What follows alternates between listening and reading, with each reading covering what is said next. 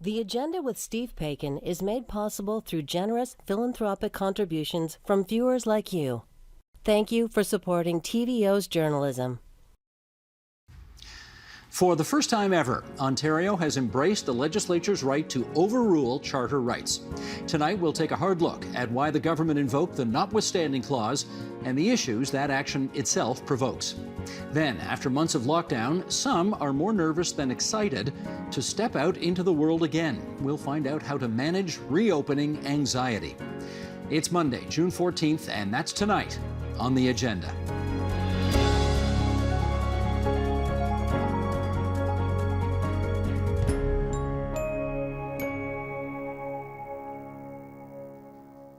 Last week, the legislative session was over. MPPs had gone back to their ridings. And then the courts ruled that the province's legislation to limit third-party spending was unconstitutional. Now the government has recalled the House, invoked the notwithstanding clause of the Charter with the intention to throw out the court's decision. In this province, that's unprecedented. What to make of it? Well, let's find out. We're joined tonight in Honey Harbour, Ontario by Jason Leader, president of the communications firm Enterprise Canada and a conservative strategist who worked for former Premier Mike Harris and former Prime Minister Stephen Harper. And in the provincial capital, in King West, Jenny Byrne, CEO of Jenny Byrne and Associates, former National Campaign Director and Deputy Chief of Staff to Stephen Harper and former Principal Secretary to Doug Ford. In the downtown core, Karen Brown, First Vice President of the Elementary Teachers Federation of Ontario. On the Danforth, Duff Conacher, co-founder of Democracy Watch, that's a government watchdog. And in North York, Michael Bryant, Executive Director of the Canadian Civil Liberties Association and a former Attorney General of Ontario. Good to have you five with us tonight here on TVO for this very timely and important discussion, I would say. Look, you can't invoke the notwithstanding clause for the first time ever in Ontario history without provoking a bit of a reaction, so let's start there. Here's some of it. Sheldon, if you would. It really just looks like a desperate man who is doing everything he can to cling to power by muzzling his critics. They are looking for whatever tactical advantage that they can get their hands on. And so this is just the latest example. I'm promising all of you, it's not going to be the last time they perform in this despicable way between now and June 2nd. The Premier is engaging in a blatant abuse of power, using the notwithstanding clause for the first time in Ontario's history for such a self-serving reason is outrageous. Andrea Horwath, Stephen Del Duca, Mike Schreiner, leaders of the New Democrats, Liberals and Greens, respectively. And Bob Rae, the former Premier of Ontario, who's now Canada's UN ambassador, also weighed in on this, tweeting, "I voted for the Charter in 1982. This is inexcusable." We should just say before we get started here, I know everybody on this call knows what the notwithstanding clause is, but for those who want a little more explanation of it, we do have a few minutes long explainer on our website, tvo.org/theagenda. And if you go to social media, you'll see as well this explainer on social media. Essentially, it's a clause in the Constitution, in the Charter, that says, notwithstanding all these rights that you have, we, the legislature, are setting aside this decision because we got a better idea, and we don't like the judge's decision. That's it in a nutshell. Let's find out what everybody thinks. Jenny Byrne, what do you think of the government's decision to use the notwithstanding clause? Well, I actually have to say I'm a bit surprised at the controversy. I do realize it's the first time Ontario's ever used it, but it's not the first time it's been used. Quebec has used it numerous times, and in fact, they actually build it right into their legislation, so the decisions can't be challenged by the courts. The Charter of Rights and Freedoms would not have passed, would not be in law right now if it had not been for Section 33, because the government of the day, Jean Chrétien, the Justice Minister, Prime Minister Trudeau, said that ultimately public policy should be decided by legislators and not by judges. Karen Brown, what say you? Well, this is really an inappropriate use. It's the government's attempt, it's a flagrant attempt to abuse power, and it's unfortunate. It's an attempt to silence the people of Ontario, and it's something that was supposed to be used in rare circumstances and not a tool to be used when the Premier is not happy with an outcome from the judicial system. It's inappropriate, and every Ontarian should be outraged. Jason Leader. I think, when Jean Chrétien started getting money out of politics a few years ago, a couple of decades ago, I thought it was a really good movement. I give him a lot of credit for it. This is the logical extension of where we started there. We started banning big donations. We started banning corporate and union donations. We started, and federally, we've got a law that's very similar federally. You can only spend $1.5 million on election advertising if you're a third party over a year. This is a very similar law. So the question is this law the right thing to do? I think it is. And I think free, fair, transparent elections are actually very important. So I support the use. I think it's a really good idea. Michael Bryan. This is extraordinary. It's never been used before. In British Columbia, when they passed a law similar to this, it was struck down. And when it was struck down, the province didn't invoke the notwithstanding clause. It was not even on the table. I think that this is misuse of the notwithstanding clause because it involves democratic rights. If it involved different rights, that'd be a different matter. But in this case, I think it is self-interested, and for that reason, it's a misuse of the clause. Duff Conacher. Well, it's clearly unconstitutional because it's violating charter rights. It's dictatorial and undemocratic. The government acted within 2 days. Likely didn't even consult the members of its own party, let alone anyone else. It's not evidence-based because the limits are completely arbitrary, not logical, as Jason has claimed.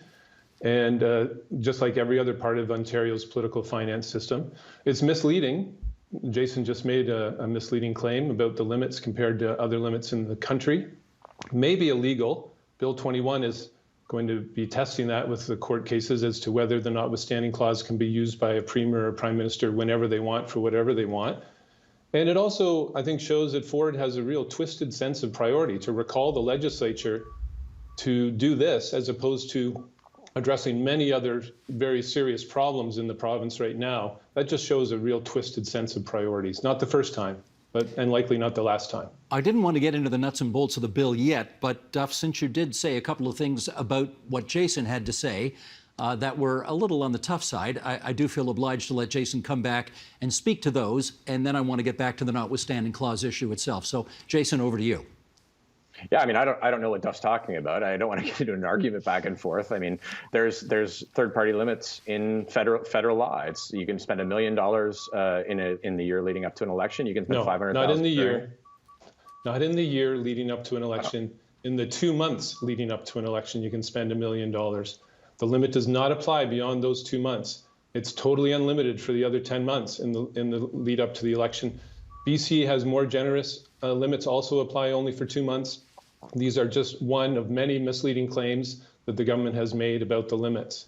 They are the strictest, and this government, the Ford government, has gone further than any other government in the country to restrict pre-election spending by third-party interest groups and voters. I agree with that, actually, Duff. So is that you're arguing that's a bad thing? I'm arguing that it might be a good thing. I mean, there's a lot of people didn't say it was a bad thing. Everyone agrees there should be limits, but they should be reasonable and democratic, and they should be set in a reasonable and democratic way, as opposed to being imposed in a dictator-like way by Ford. Well, let me jump back in here, and just since we've got a former Attorney General among our membership here, I do wonder, Michael Bryan, if you can sort of put us in the room, because I imagine at some point over the weekend or the days before, the Premier of Ontario and the Ontario Attorney General would have had a conversation that would have gone something like Doug Ford saying to Doug Downey, okay, here's what I want to do. You got a problem with that? You've been there. Is that how it works? Yeah, I think in these circumstances, that's probably how it works. The Premier probably gave the attorney an opportunity to talk him out of it. And then once that was over, the question was how to do this. And if the attorney felt so strongly about it, then he would have to consider what he would do politically.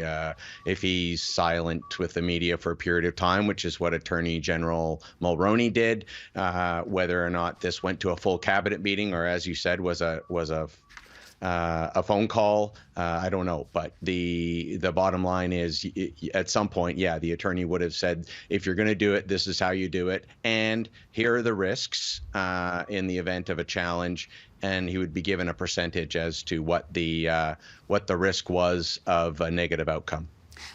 Just by way of background, you referenced Mulrooney there. That's Caroline Mulrooney, who was the Attorney General 3 years ago when the government of Ontario first considered using the notwithstanding clause. And we don't exactly know what, obviously, their private conversations were like. But at the end of the day, both Attorneys General said to the Premier, I guess you're going to do what you're going to do, and there you go. And neither one resigned. So that's what we know. Jenny Byrne, do you have any scuttlebutt about what might have happened behind the scenes, which eventually had Doug Ford come to the microphones and say, here's what we're going to do? Well, I think it's evident based publicly that the Conservative cabinet and the Conservative government is very much in favor of this. I don't understand how this is infringing on democratic rights. All Ontarians are still able to vote, donate money to political parties, knock on doors, and participate if they want to run for office. What this does is actually curtail special interest groups, not voters. And so political parties are highly regulated. Corporate and union donations are banned and have to be disclosed. And so I think that in conversations that the cabinet had leading into the decision to invoke Section 33, or say they're going to invoke Section 33, it was to keeping with legislation which was spending limits for 1 year for special interest groups and for third parties leading into an election campaign, which was just extending it by the 6 months that Kathleen Wynne and the Liberals brought in. Well, we have one of those special interest groups represented here. So Karen Brown, come on in here and tell us, is there anything you feel you can't do now that you could have done before because the law is being set aside? And Steve, the teachers, nurses, PSWs, we're not special interest groups. We're regular Ontarian citizens who want to hold this government accountable. And by invoking the notwithstanding clause, they're shielding themselves. They're shielding themselves from the ability for us to criticize policy, to analyze, to be held accountable for some of their positions. It's going to restrict our ability to address some of our key issues in regards to school reopening, the government's record in regards to this pandemic, the failure to address some of the issues in the classroom for our members, issues such as healthcare, the issues of paid sick leave. This government has imposed this notwithstanding clause on for self-preservation. It's really to protect his own self-interest and their government, and this really restricts the ability for us to talk about those key issues that are impacting our members and the public services. Well, let's do a little comparing and contrasting here, because we essentially have two different bills that were/are at the center of this thing. If we go back 5 years to 2016, the previous Liberal government, led by Kathleen Wynne, brought in a bill called Bill 2. And let's bring up the graphics here and we'll show everybody what this was about. This was the Liberals' attempt to speak to campaign finance and what was allowed during campaigns and in the year previously. In this case, the Liberals banned union and corporate donations. They capped so-called third-party advertising. Elementary teachers would be a third-party advertising. And that capping of advertising would be $600,000 during 6 months before an election campaign. It lowered the contribution limits for individuals, and it introduced a per-vote subsidy for political parties. So you got whatever it ends up being, $2.50 per vote or something like that. 5 years later, the Ontario Progressive Conservative Party, when it formed government, brought in Bill 254. And that restricts third-party advertising further by extending $600,000 cap to 12 months. Remember, the Liberals were at 6, this one's at 12. So we're within that window right now because the election's in less than 12 months. It doubles the private donation limits, and it increases the per-vote subsidies for political parties. Okay, we're comparing and contrasting here. Duff Conacher, what do you like? What don't you like? Well, everything about Bill 254 was changing the rules in a way that favors Doug Ford's PC party and makes the system more undemocratic. Just speak to that if you would. You're saying it's advantaging Doug Ford's Progressive Conservative Party. How exactly? Yes. First of all, by doubling the donation limit. Democracy Watch looked at the donations the last few years. The PC parties are supported by wealthy donors who make the top donation more than the other parties. They get about 70% of their money from wealthy donors, from the top donors donating $1,000 and above. The per vote subsidy is the most democratic part of the system, but the amount is arbitrary. And to increase it with no rationale, no study, none of the limits, none of the subsidies have been set with any study, and none of them are based on the fundamental democratic principle of one person, one vote, not even the per vote subsidy, because you get the money even if you break all your promises after the election from the voters who voted for you, right through until the next election. And then the third party limits, Ms. Byrne said that they are only applied to interest groups. That's not true. Individuals are third parties as well, so they apply to all voters. And that limit is not democratic. One voter can spend $600,000. A group with 100,000 members, who are all voters, is also only allowed to spend $600,000. That's not a limit based on the fundamental democratic principle of one person, one vote. And that's why the Premier should back off, commission a study, and work with the other parties and set democratic limits based on one person, one vote for all the parties, the candidates, and third parties, and make the system actually democratic in Ontario. All right, let me go to Jason for some follow-up on that. Jason, let's just look at the specifics of the increasing of the amount that an individual can give, which Duff says advantages the Conservative Party disproportionately to the others. What do you say to that? It advantages two parties at the expense of another party. I think Duff's looking at the last couple of years where the Conservatives, because they've held government, have had the most, sort of high-end donations. Truth is, up till now, the Liberals historically, going a long time back, had a lot of corporate union donations and a lot of high-end donations as well. The Liberal money sort of dried up when they were sort of in the wilderness over the last couple of years. I actually expect the, if you're looking at a real analysis, that actually disadvantages the NDP. It advantages the Liberals and the PCs. I was just wondering, Duff. I keep hearing you talk, about the things that you're saying. What is the limit? Like, what limit do you think in the year would be a reasonable limit? So right now we've got a $600,000 limit. You keep saying you're for limits, but reasonable ones. So what is a reasonable limit to you? 600, or so it's more than 600. What is it exactly? We need a study by a fully independent commission that studies what the cost is of actually reaching voters in this day of email and social media. The unions have one view. They believe that they can only reach voters through TV ads. That's what the unions has said in the court case. But obviously you can reach voters other ways. We need an independent study. What's the cost of reaching each voter per voter? And then all the limits and all the subsidies should be set based on that cost. It's realistic. We let political parties spend 85 cents per voter. So we know that the maximum for the parties is about $10 million. So a party can spend $10 million. One of the contestants in the election can spend $10 million. We know that individual candidates can spend about $100,000 on their candidates. What is your number? I mean, I think 600,000 is a reasonable number. I think that's a reasonable number to be able to put. But what is your number? I believe in evidence-based policymaking. So let's have a study, because all the limits that have been set to date across the country have been set arbitrarily by politicians without any study of the actual costs of reaching voters. So let's have the study. It would take a couple of months.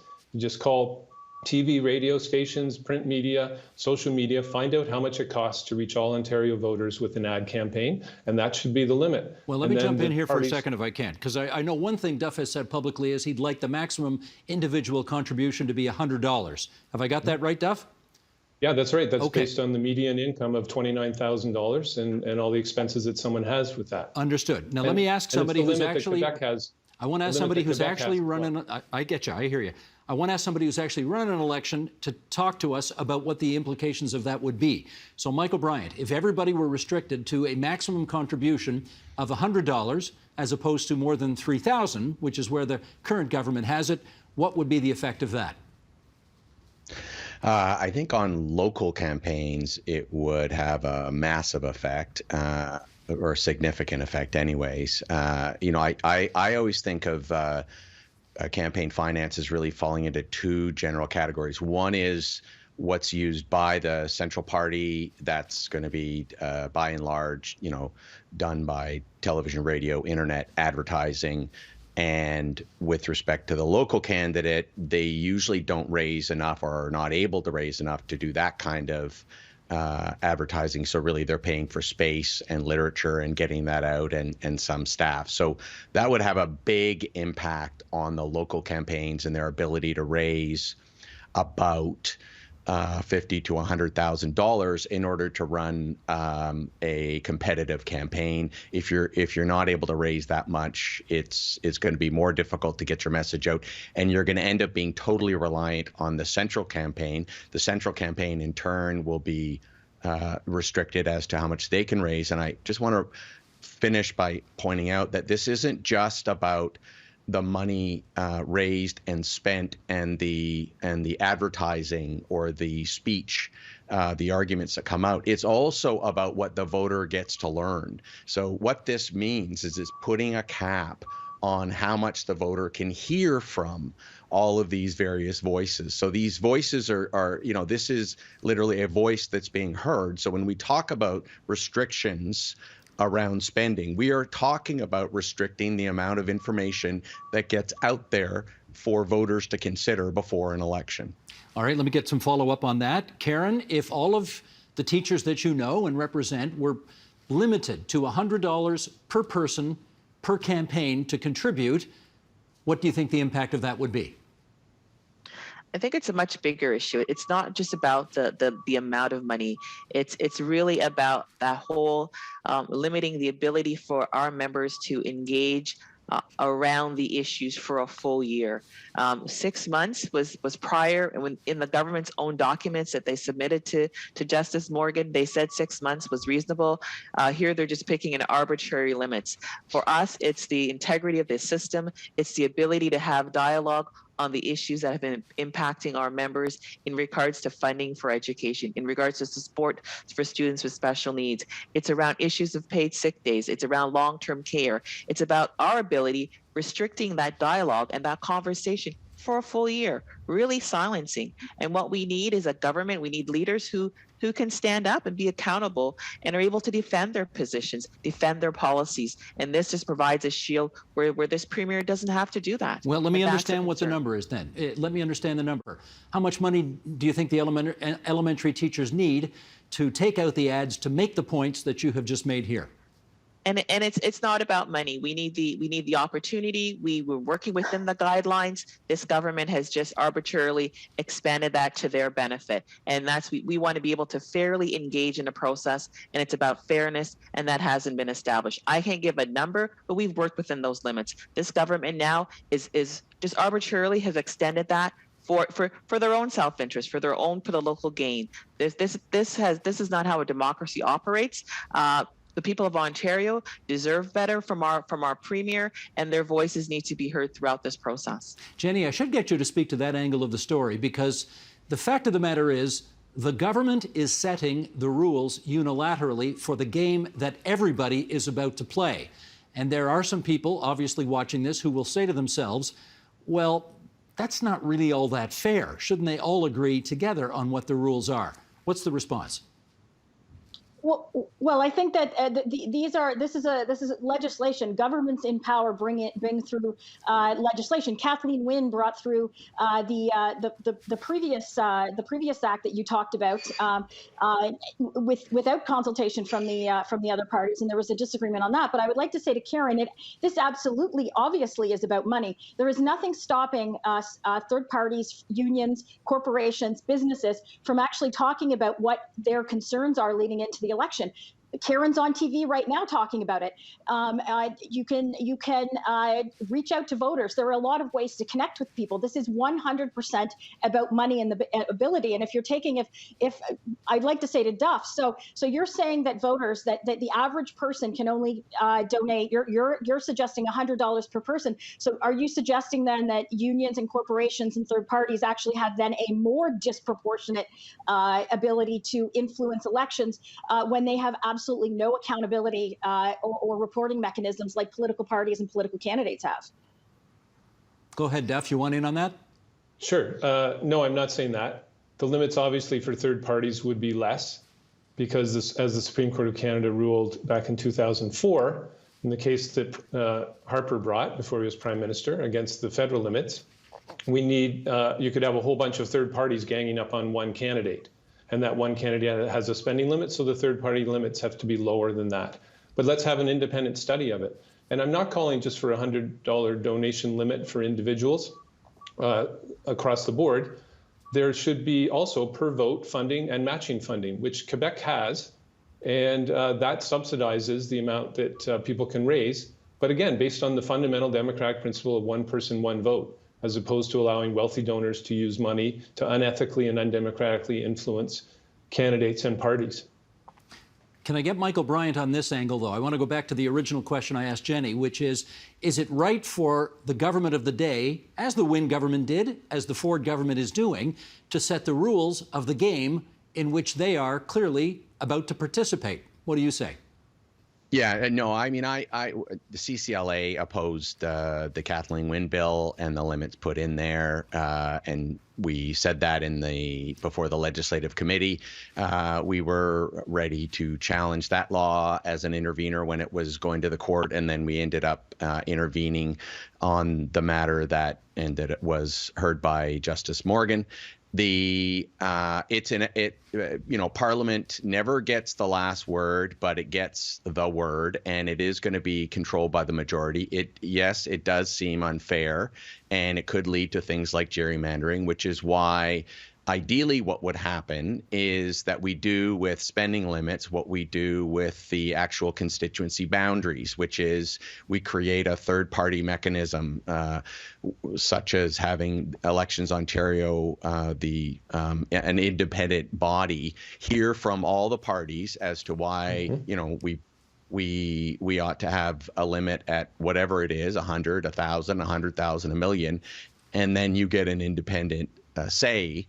It's similar to what Duff is arguing for. It's just a little bit more like the CRTC and setting prices around what you can charge people. It would be a similar idea, but even then you would put that into place and then that could be overturned. So some of this is, in fact, democratic. The question is whether or not it's constitutional and whether or not a government can do this to its benefit. The problem being that under the Charter of Rights, the democratic rights under sections 3 to 5 cannot be subject to the notwithstanding clause, along with, for example, the mobility rights. And the idea was that the framers of the Constitution said, look, there should be some things that are off limits for parliaments to overturn courts. And I would say that this falls into that category, but it's not self-evident because those sections were not pled in the case. But I think that would be the argument for it, and that would mean that governments have to comply with the Charter of Rights and not get the last word. Why? Because that's what our Constitution says, and you would need a constitutional amendment to change that. Well, Michael, you've mentioned the framers of the Constitution, and I happen to be sitting in a studio right now named after one of them. I'm in the William G. Davis studio at TVO, which was created by Bill Davis when he was Education Minister.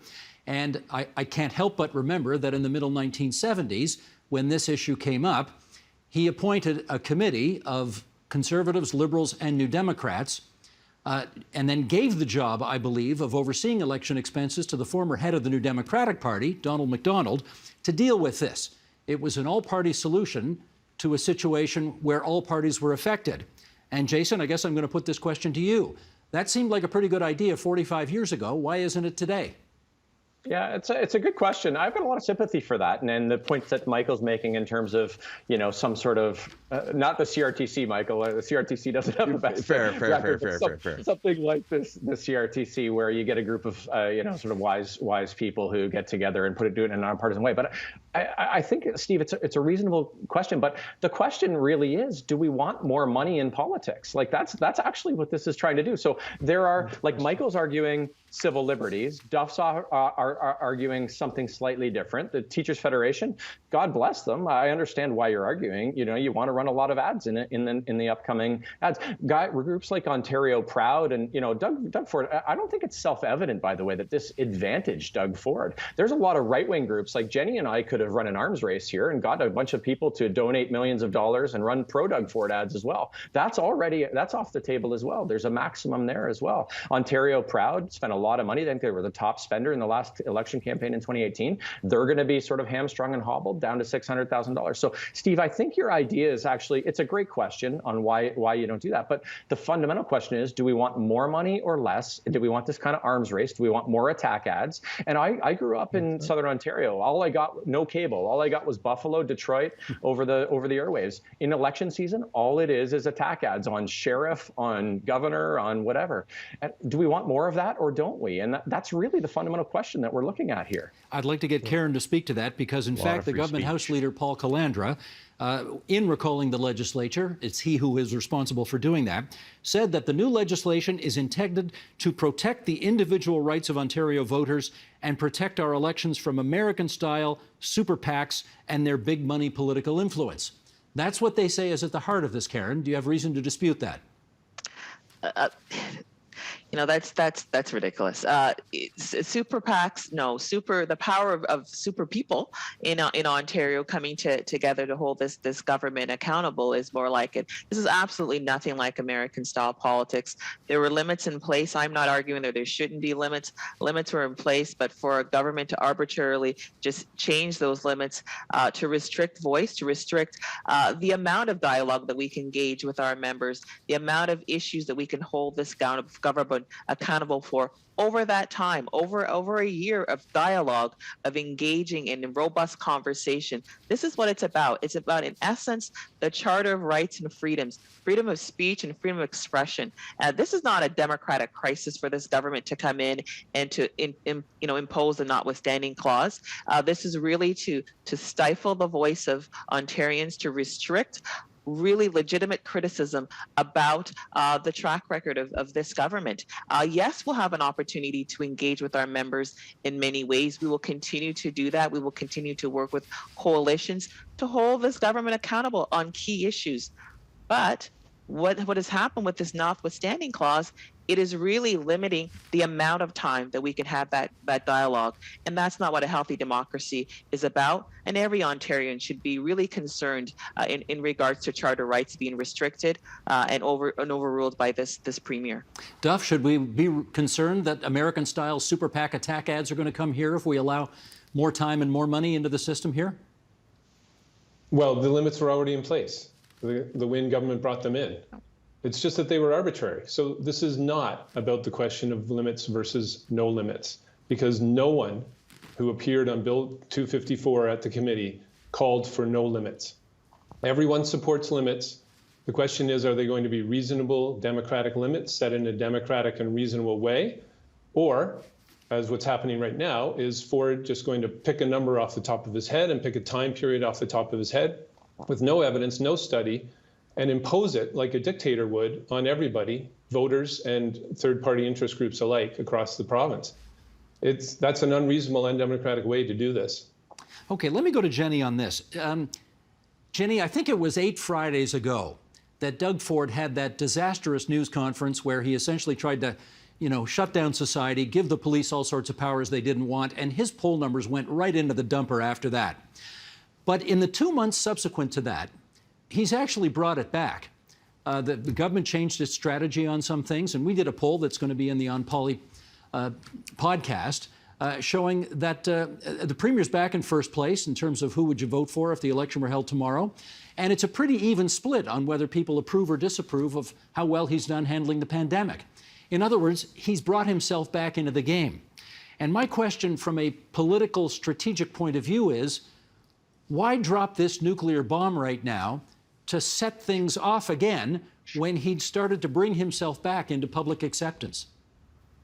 Well, listen, I think there's going to be, that's the great thing about democracy, is that in less than a year, Ontarians go to the polls and they can vote, and it can be on a whole host of issues. It can be on on financial, it can be on democratic issues like this, on the government's COVID response. I'll be honest, I am not sure how many people. I think this is a very big lightning rod for people like us, the chattering class, for the media, and of course some unions and special interest groups. I'm not not sure that the average Ontarian sitting back and wanting to enjoy their summer is going to be paying attention to this. And if they are, then the onus will be on third parties and unions and the opposition and anyone who's opposed to this to decide whether this is going to be the issue that they run on during the next election campaign. Michael Bryant, it's a fair point. Is this something that the pointy-headed academics and the media types and the chattering classes, as Jenny calls them, really care a lot about, but the everyday Ontarians just don't?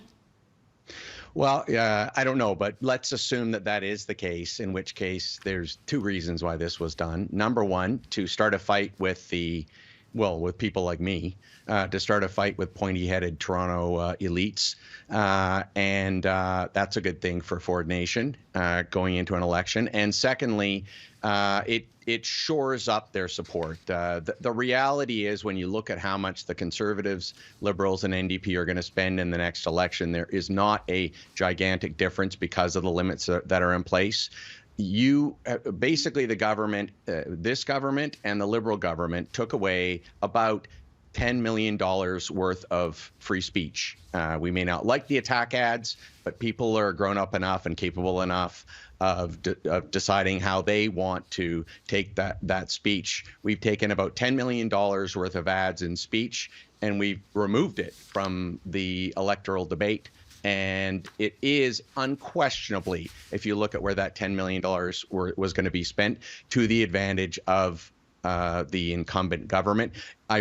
It is true that it is possible that Ontario Proud and a couple of other organizations, maybe like the National Citizens Coalition, might raise money to a level where they could compete with some of the voices that have been in place and were spending the way that they were spending before the limits were put into place. But really what this does is it shores up a political advantage from a spending perspective for the incumbent government. And that's I think what the problem is, because then in the next election, if or whenever a new government comes in, then they'll bring in limits that shore up an advantage for them. And as Duff said, that can't be the best way to do it. And that's not the way Premier Davis did it. And I would agree with that latter approach. We're down to our last minute here. Jason, let me give it to you. And again, we go back to the political calculation. Do you think that the Ford government has made that political calculation that, okay, we don't mind getting a bunch of pointy heads in Toronto upset about this, but regular people aren't going to care? I do think they've made that calculation. I think free speech, I hear more about Bill C-10 in Ottawa right now than I've heard about this on my Facebook or, that kind of thing with regular people talking about it. And, I go back to my, there's been a lot of debate here, Steve.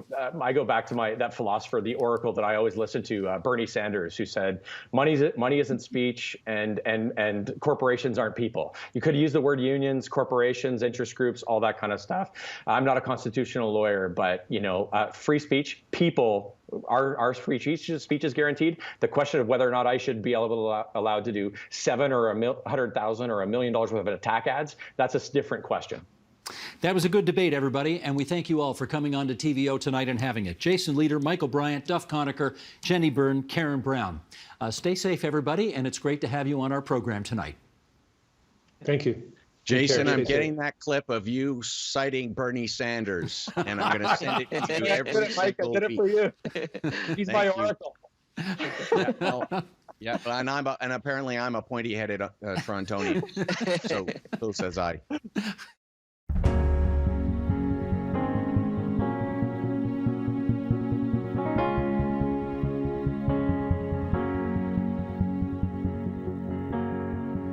Ontarians flocked to patios and retail and all that reopened on Friday with gusto. But not everyone is equally enthusiastic about getting out and about again. After more than a year of lockdowns, anxiety remains among some about what tomorrow and the summer could bring. With us for more, in Winnipeg, Manitoba, David Dozois, professor of psychology at Western University and a member of the Ontario Science Table's Mental Health Working Group. And here in the Markland Wood neighborhood of Ontario's capital city, that's basically the center of Etobicoke, Laura DeVoe, behavioral scientist and science lead at Trillium Health Partners. and a member of Ontario's Science Advisory Table. And it's great to welcome you too to TVO tonight. We want to just put some stats up before we get into our conversation here. So I'll ask our director, Sheldon Osmond, if he would, to bring those up. And here we go. This is Leger doing some polling around COVID safety measures being lifted, and a snapshot of how Ontarians were feeling 3 weeks ago about the phase we've now entered. 54% anxious about going back to how things were before the pandemic. 29% think safety measures are being lifted too quickly, 3 in 10. And 54%, a majority, still afraid of contracting COVID-19.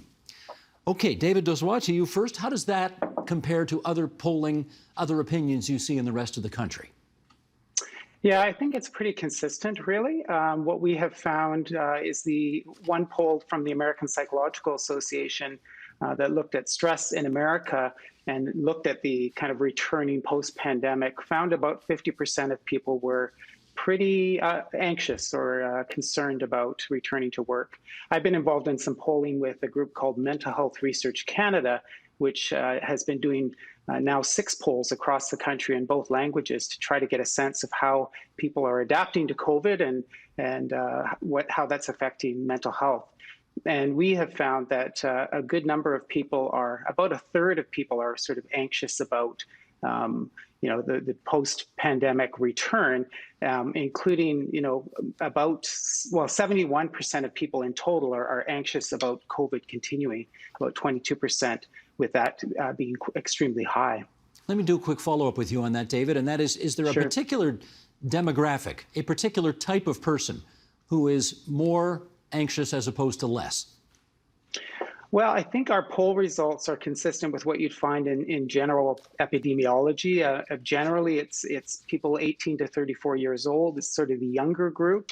It's females more than males, and that's pretty consistent with what we find with anxiety and depression generally. Laura, what's at the root of all this?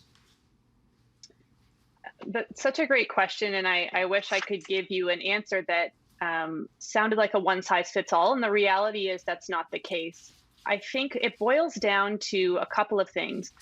One, uncertainty.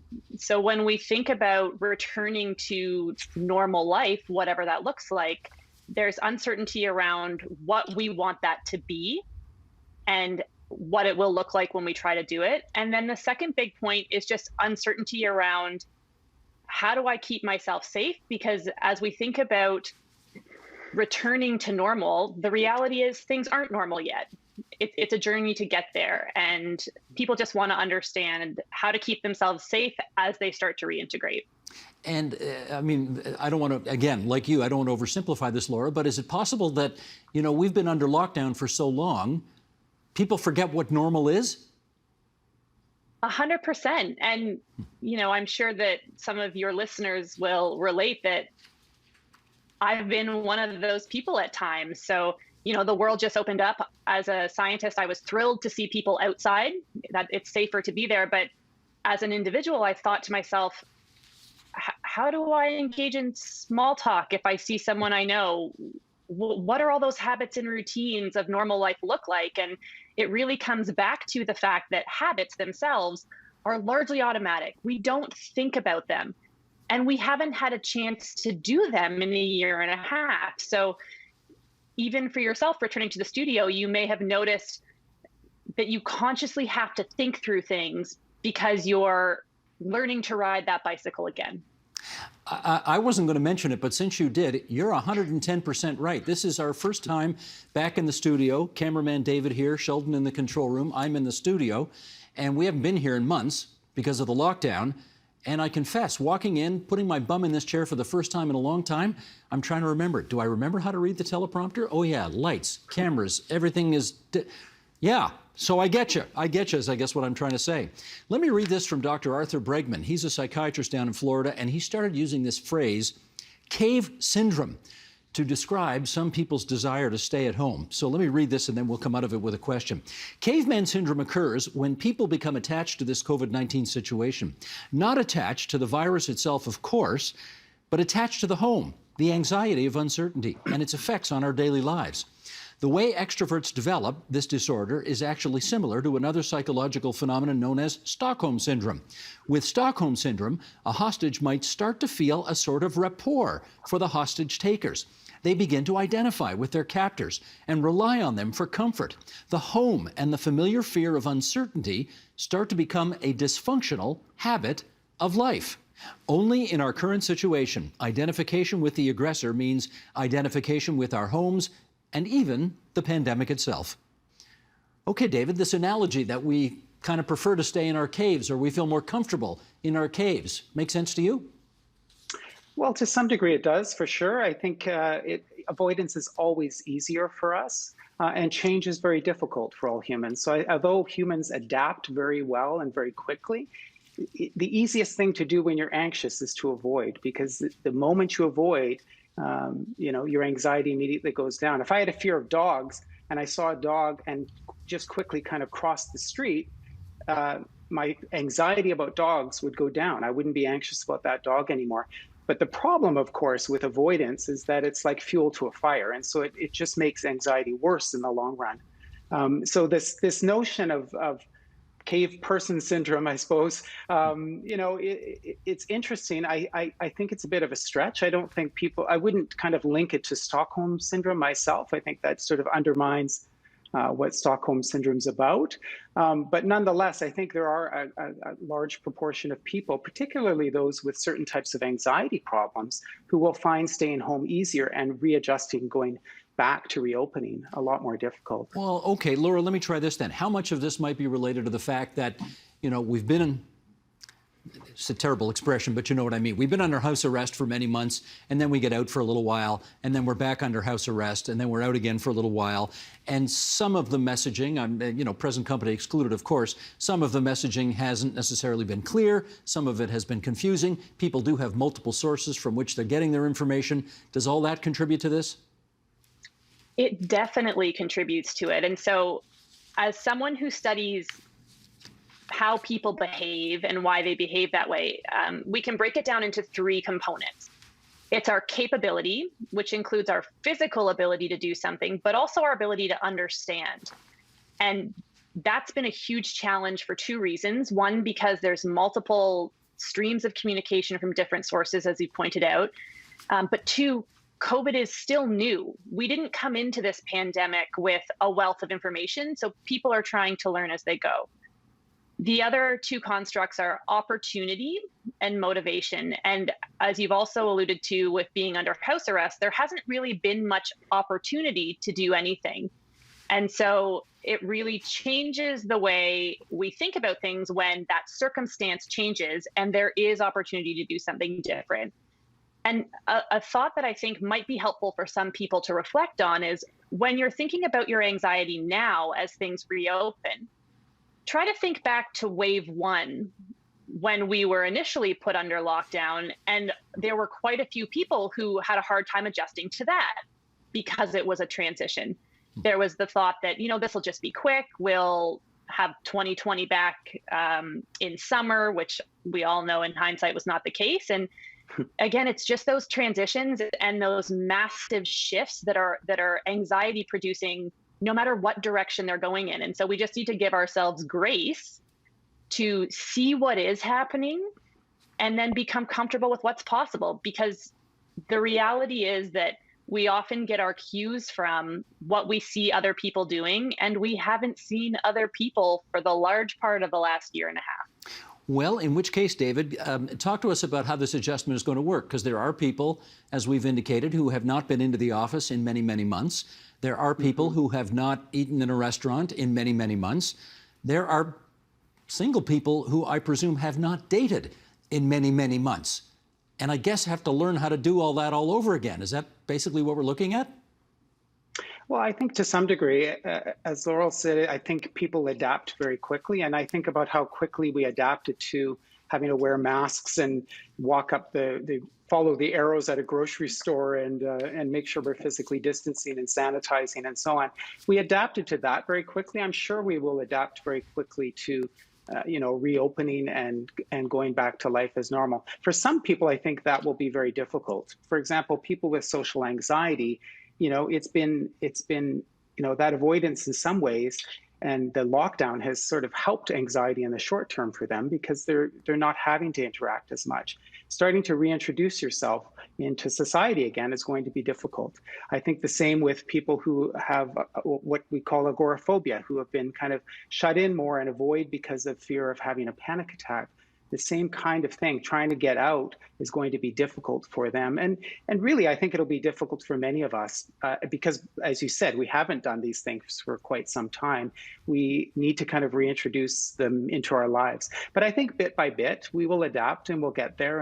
And I think we, as Laurel said, getting back on the bike and doing that again, I think is what we'll do. And we'll remember those things that we'll remember the etiquette, we'll remember the water cooler talks and how we do that. It'll be a bit awkward at first, but anxiety is kind of a normal response to things that are uncertain.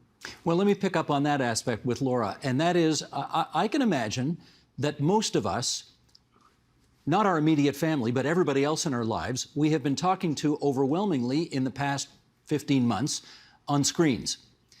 And I have personally found that when trying to talk to, now that we're allowed out, and I did see some people on the weekend, I am forcing myself to remind myself to look at people in the eye when I talk to them, because that's a skill I've sort of forgotten how to do, only looking at screens for the last 6 months. Is that weird? I mean, not at all. And it's such a perfect example for you to bring up, because as I sit here doing this interview, I keep wanting to look at you, which would mean I'm not looking at the camera. So clearly habit formation is a challenge for anyone. And what I love about what you're getting at there is really actually a sort of tip or coping strategy that people can put into their pocket around building habits, whether they be new habits or sort of brushing up on existing habits. And that's the distinction between how we think about habit initiation versus habit execution. So how do we start a habit versus how do we actually carry out the activity? And really, if people think about, you just need the cue for performing that behavior or habit. And Steve, you pointed out too, if I see people, I look them in the eye. And so I would encourage people to be less concerned about, what does this actually look like once I get into it? And just pick something that will remind you to do it. And don't really worry if it plays out differently in different scenarios. Trust that you'll get back to it. But all you need to sort of short circuit that habit formation is put a cue in place for you, whether that's every time I'm outside, I'm going to look people straight in the eye, or every time I start a conversation, I'm going to ask people about a topic that interests me. And the rest will come naturally. You just need that little bit of an icebreaker or cognitive hack, for lack of a better word, to get over the hump of doing those things that we just haven't done. Okay, that's a good thing to have on the to-do list. How about on the, David, not to-do list? Any suggestions there? Well, I think, don't avoid avoiding. I mean, I think the problem is often, we can get into an avoidance. So I would say, in terms of a not to-do list, make sure you're not continuing to cover away and stay at home. Push yourself to get out. And we know, for example, that exposure is the treatment of choice for any anxiety problem. Exposure is really basically facing your fears. And when we do that, we habituate to our fears, we get used to it, and bit by bit, things get better for us. And so a real key for us is to try to remember to, bit by bit, approach what we have avoided and what we're anxious about. And by doing that, our anxiety will go down and we'll start to adapt quite well. I think what happens often is people with anxiety, they overpredict risk and they underpredict their resources for coping with it. And so the risk or the threat is perceived to be very high, and my ability to cope is kind of subpar. And so I think it's really important to kind of balance that out and look at things with evidence. Try to ensure that you're not just focusing on your emotions for dealing with things. It's so easy to be emotional reasoners. And I think about the stock market and how people look at that and invest. Often it's with emotions, it's not with logic. And so really it's important to think with evidence and really kind of think through what is the real risk, and make sure you differentiate between probability and possibility. Is it possible that things might happen negatively, or that I might get COVID, or I pass it on to a family member? It is possible, but what's the probable? And if I'm taking the right precautions that the Public Health Agency and other local government agencies are telling us to do, and putting that in balance and trying to see the risk for what it really is. Laura, let's just finish up on this. Is this the kind of issue that most people, through awareness and self-regulation, can correct themselves? Or do you think there's a chunk of people who are going to need some, maybe some psychiatric help to get through this? When that anxiety is rooted in a place of concern and uncertainty around COVID, thankfully, we are very confident now and aware of the public health measures we can put in place to stay safe. And so if that's your concern, you can continue to wear a mask and continue to stay distanced. And that reality, I would hope, is empowering for people, because there is so much within your control and so much more knowledge we have that, again, I think the question for most people is not whether they want to do these things. It's just how they want to make their reintroduction into life post-lockdown. Yeah, I mean, it is a fresh start in some respects, isn't it, Laura? It's 100% a fresh start. And for those that aren't familiar with the concept, a fresh start just boils down to shifts in perspective or circumstance. And arguably, what I really would love to study at some point is whether COVID actually presents the most universal fresh start we've ever had. And bringing it back to things people can relate to, fresh starts are things like New Year's Day, your 40th birthday, moving to a new house. They're anything that sort of shifts your individual perspective or circumstance.